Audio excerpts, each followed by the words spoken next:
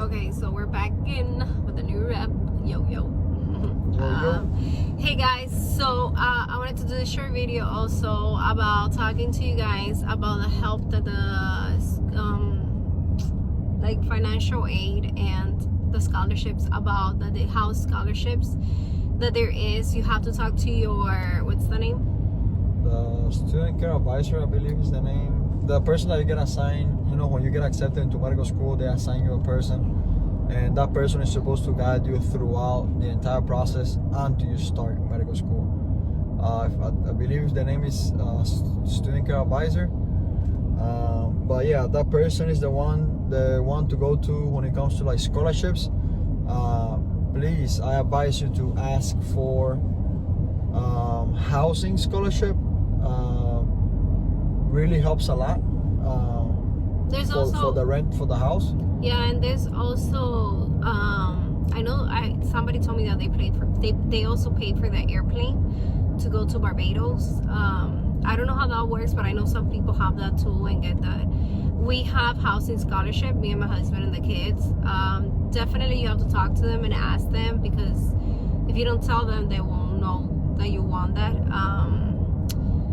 Yeah, they won't offer it to you. Yeah, hey, won't. by the way, we have a housing scholarship. They're not gonna offer it to you. Yeah, you have to ask. You have to like ask for it. And the people that, you know, the people that, thank God I was lucky enough for my SCA to tell me that they have such thing as housing scholarship, because nobody had told me that. No, but she was the one to tell me that, because we have kids and we have a house. There's students in medical school, Ross Medical School, that they are paying the house because they didn't know that there was actually housing scholarships. So definitely ask your student care advisor. And also rent in Ross goes from 1,500 to like 2,700 more or less.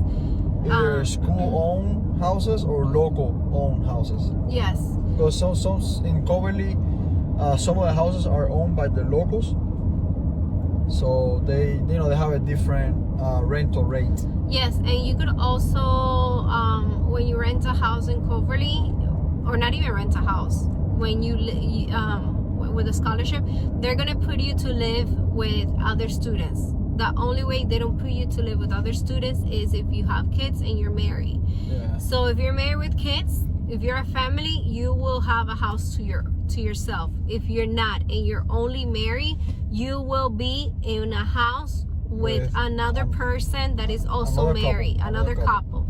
So you, as a couple, you're gonna have one room, and as the other couple is gonna have another room. Okay, because some houses have 4 bedrooms, or no, only 3. There's houses with 3 bedrooms, and there's houses with 4 bedrooms. Yes, so you definitely be living with somebody else. So take that into consideration. So far, that people that I have talked to that live with other people, they don't have no problem. They love it. They're like, it's fine. Like, I get along with the people, and I'm like, okay. And then if you are not married and you are single, or in a relationship, but you're by yourself, you're going to Ross Medical School by yourself, they will put you to live with other, if you're a woman, they'll put you to live with other women in a house. So you would have, there's room A, B, C, and D. So they will give you a room, one of those rooms, and you will live there. It's not like you could pick and choose.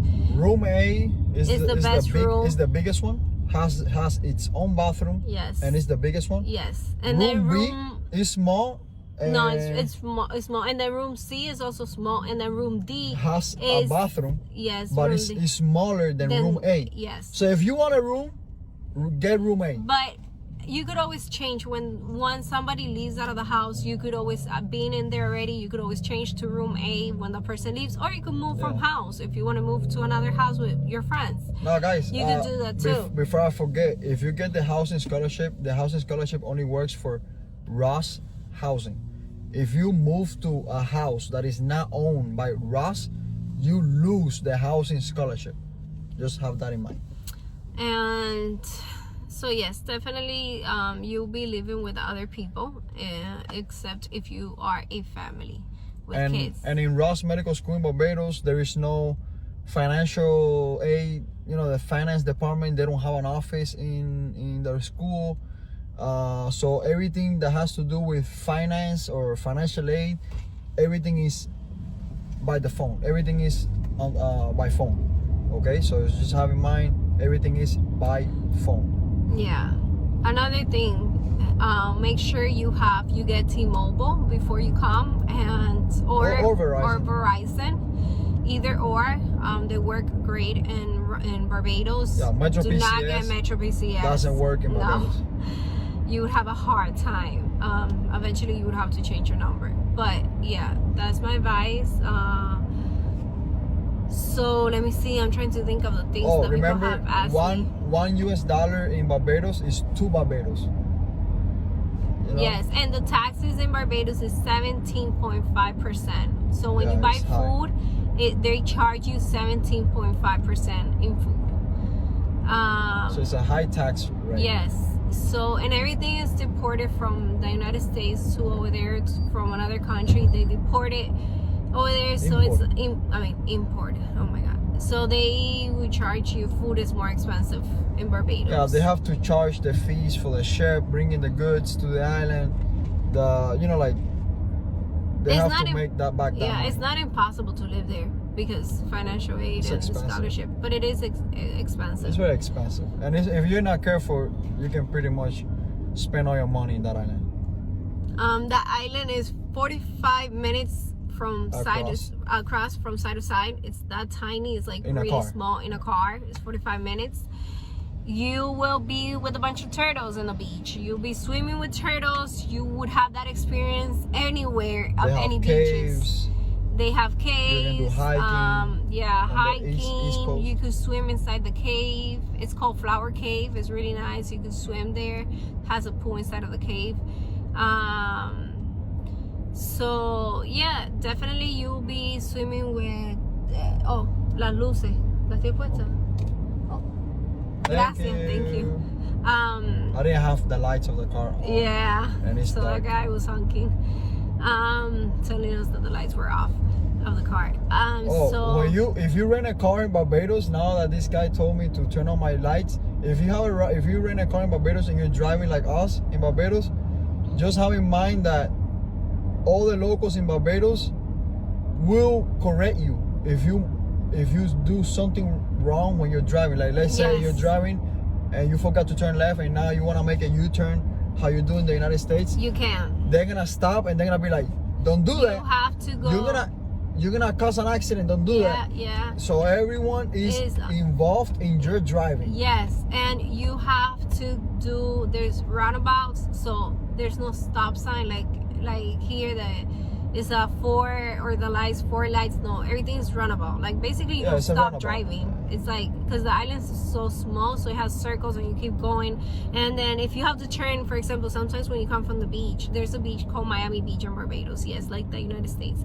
And when you come from Miami Beach in Barbados, let's say you're going to Coverly, right? So you have to turn, supposedly, you have to turn right, but you can't. So you have to, no matter what, you have to turn left and keep going until the roundabout. Get the roundabout, do the circle, and then go. So it's always going to be like that everywhere in Barbados. So it's always going to be like that anywhere in Barbados. What else I could remember? I'm trying to remember when people write to me and ask me there questions. There is centipedes. Yes. In Coverly. Yes. People have told us, the centipedes come because Barbados is really heavy on sugar canes. Yeah. And they centipedes love the sugar canes, whatever. Mm-hmm. So pretty much we have some, from time to time we have a centipede inside the house. One already bit my 5-year-old son under the armpit. He was sleeping. Thank God he was small. So we bought, I did a video of it. We bought one of those nets that goes inside mosquito of net. Yeah, it's like a mosquito net. Yeah, that goes inside, the bed goes inside of it. I bought it on Amazon. That helps a lot. I like it. You definitely, if you want to be driving, some people ask me, oh, do I really need a car? Shouldn't I get a car? Is it fine? Okay, you will have a store in Coverly if you stay in Coverly.